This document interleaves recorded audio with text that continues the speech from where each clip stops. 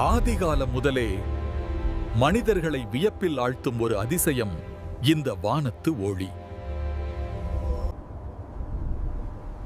இதைத்தான் நாம் அரோரா பொரியாலிஸ் அல்லது துருவ ஒளி என்கிறோம். வைக்கிங் பழங்குடியினர் இதை போர் வீரர்களின் கேடயங்களில் இருந்து வரும் ஒளி என நம்பினர்.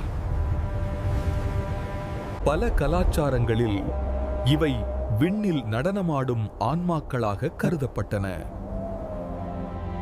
ஆனால் இதன் பின்னால் உள்ள அறிவியல் அந்த புராணங்களை விடவும் பிரமிப்பானது. இந்த ஒளிக்கதை பூமியில் தொடங்கவில்லை, சூரியனில் தொடங்குகிறது.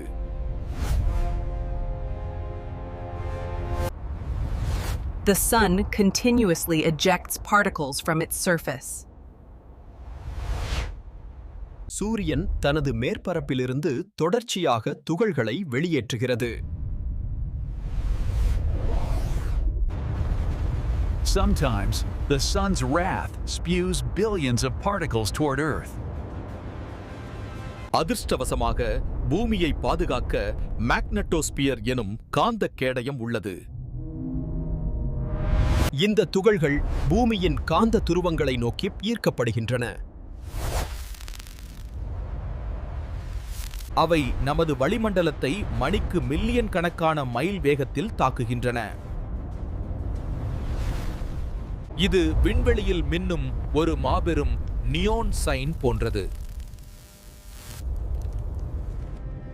இந்த வண்ணங்கள் அணுக்களின் வகை மற்றும் உயரத்தை பொறுத்து மாறுபடும். 60 முதல் 150 மைல் உயரத்தில் உள்ள ஆக்சிஜன் பச்சை நிறத்தை தருகிறது. 150 மைல்களுக்கு மேல் உயரத்தில் உள்ள ஆக்சிஜன் அரிய சிவப்பு ஒளியை உருவாக்குகிறது.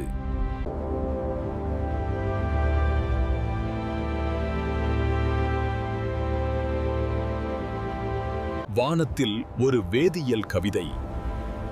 ஒவ்வொரு இரவும் வானத்தில் ஒரு தனித்துவமான ஓவியம் வரையப்படுகிறது. இந்த ஒளி சூரியனுக்கும் பூமிக்கும் இடையிலான கண்ணுக்கு தெரியாத பிணைப்பின் சாட்சி. நமது பூமி எவ்வளவு அழகானது மற்றும் பாதுகாப்பானது என்பதற்கு இதுவே சான்று. நீங்கள் எப்போதும் பனிபடர்ந்த துருவ பகுதிகளுக்குச் சென்றால் மறக்காமல் வானத்தை பாருங்கள். உங்களுக்காக பிரபஞ்சம் நடத்தும் அந்த அதிசயத்தை ரசிக்க தவறாதீர்கள். இந்த வீடியோ உங்களுக்கு பிடிச்சிருந்தா மறக்காம லைக் பண்ணுங்க. இதே மாதிரி இன்னும் நிறைய வீடியோக்களை பார்க்க நம்ம சேனலுக்கு சப்ஸ்கிரைப் பண்ணி அந்த பெல் ஐகானையும் அழுத்திடுங்க.